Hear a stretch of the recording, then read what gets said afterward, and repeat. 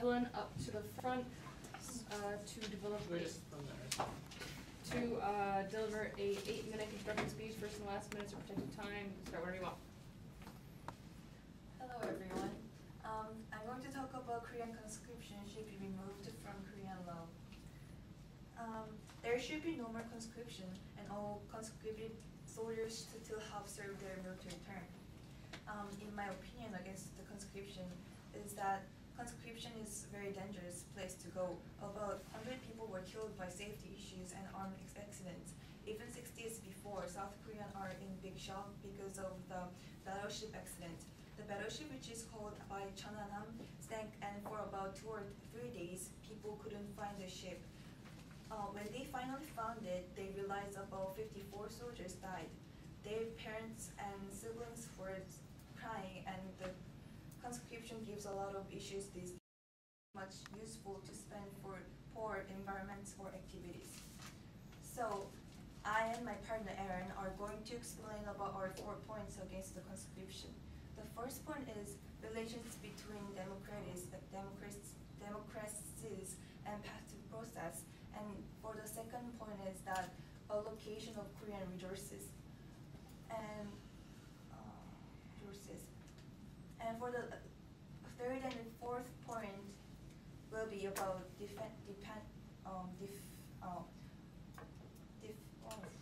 general opposition from countries. And North Korea is not a threat.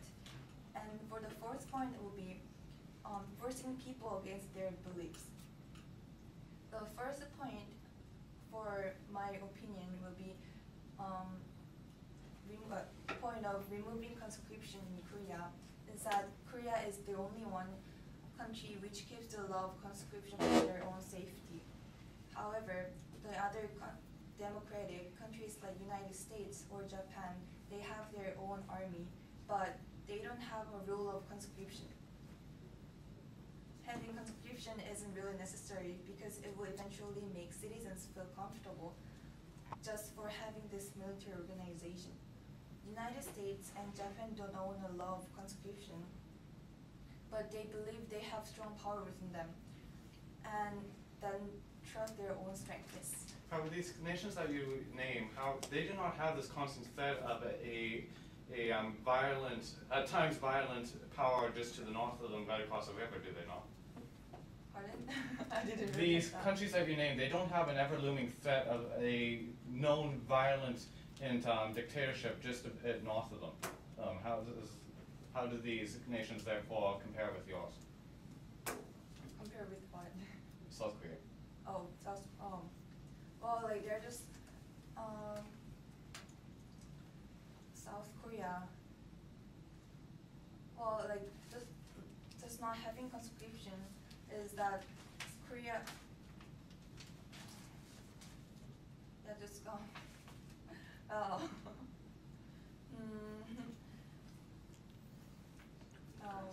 I'll get the point later.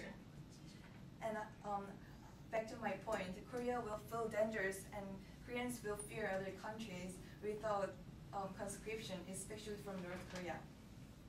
Also, since Korea hadn't had conscription for a long period, many people already went to the military and they know how to get treated and realize how they need to react to the world and older people. I also think conscription is useless.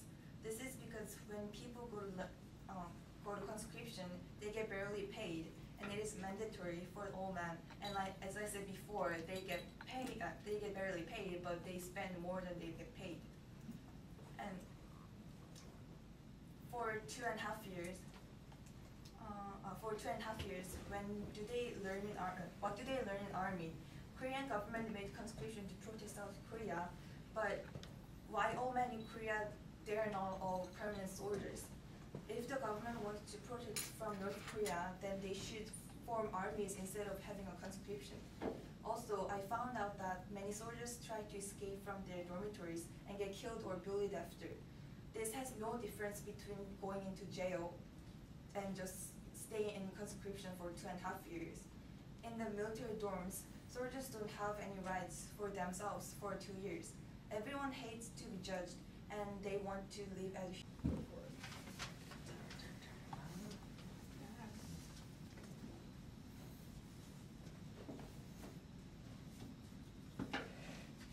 All right, thank you, ladies and gentlemen, judge, moderator, and the proposition. We are the opposition. So today we're come down to, I think it strongly comes down to this idea if North Korea is or is not a threat.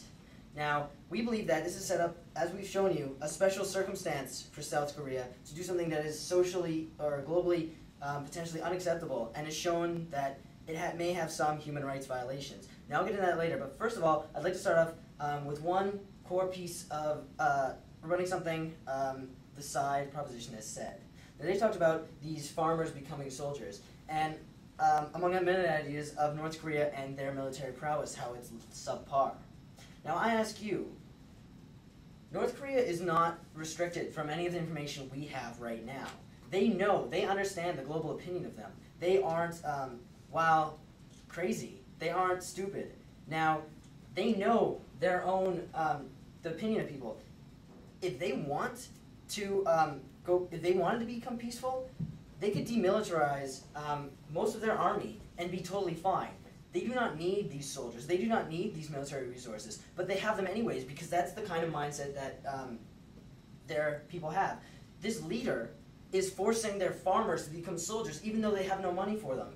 It's causing famine. It's the last communist dictatorship in the world. Zimbabwe has a more respected government than North Korea.